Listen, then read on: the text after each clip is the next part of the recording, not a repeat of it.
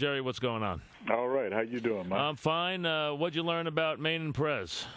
Well, that they're on target to pitch again this weekend. They appear healthy. I watched the last part of their sessions. I don't historically put a lot of stock into that, but I felt it was good to watch. And I thought the ball was coming out of their hands pretty good, especially Oliver Perez. I was very impressed with that. So one more minor league stint for each of them, and then they'll be ready to come to the big club? More than likely, depending on how that stint goes, yes.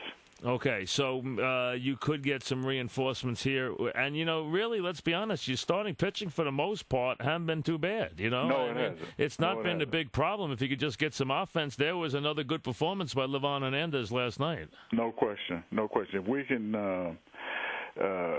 get some offense with the pitching that we got and the extra that's coming, we could still keep ourselves in contention. Now, what was Livan Hernandez doing with the bat last night exactly? Well, he was trying to slug bunt. We were trying to do everything we can to create runs. He's probably our best hitter. He handles the bat extremely well. He's very impressive, very athletic with that.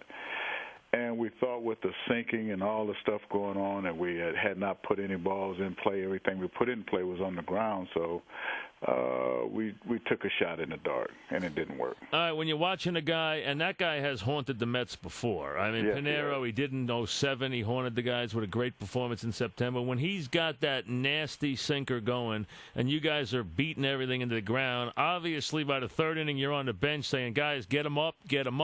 Right. But it's easier said than done. Right. How about trying to get him up in the game? Yeah, well, that's actually the conversation that proceeded before we got back out after the delay.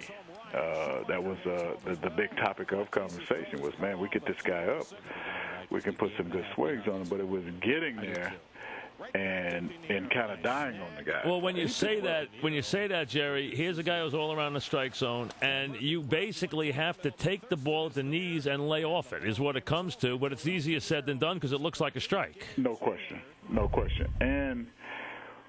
And a lot of times when you have the type of hitters we have, that pitch appears good. Right. To start with. Right. And then all of a sudden it goes out and now you hit it on the ground. They want that ball down there. Right. And then all of a sudden, though, it's 6 inches lower when they go to swing at it. Exactly. And they beat it into the ground.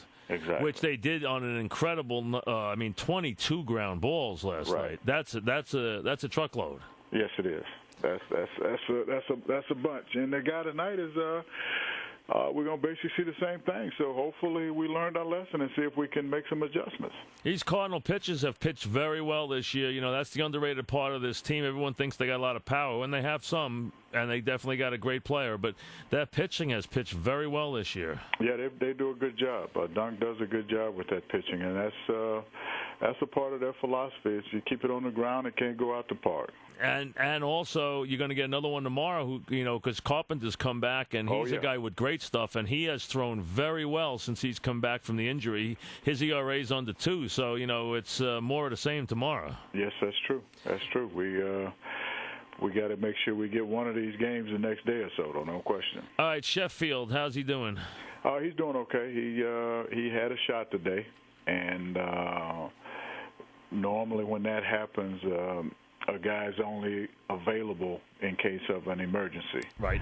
So if there's a situation that comes where we need him or he is the last guy available, then we can use him. But for the most part, it's a 48-hour period that they ask you to kind of stay away from activity. So we won't have him tonight, and we probably won't have him tomorrow, but we'll have him for the weekend. Now, you don't have a whole lot of firepower here. There really isn't much you can do when you're not hitting. Anything you can think of to shake up this thing right now? I mean, there's really not much you can do, is there? Well, I think we kind of changed the lineup around a little bit. I mean, we put Corey and Castillo back at the top. David as the number 3 hitter. Move Church to the 4th slot just to mix and match. Go left, right, Martinez. Boy, Tatis is struggling. Yeah, Tatis, Martinez. Evans is going to play tonight. We're going to get a good look at him and see. Okay.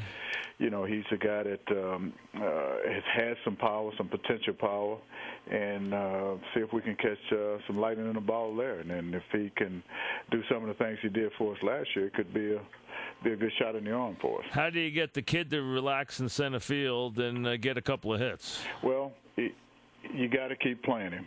You got to keep playing him and hope that he runs into get a couple hits. And the thing you don't want to do is you don't want to keep looking up and that average keeps going down. Then that becomes an issue. So hopefully here in the next couple of days he can get his stuff together and any type of hits will be good in his situation. Well, you get to a point with him. He's 19 years old. He thinks he's got a big future, and he keeps seeing that batting average go down. I would guess there's going to get to be a point where he's going to get totally demoralized here. Yeah, and that's what we can't allow.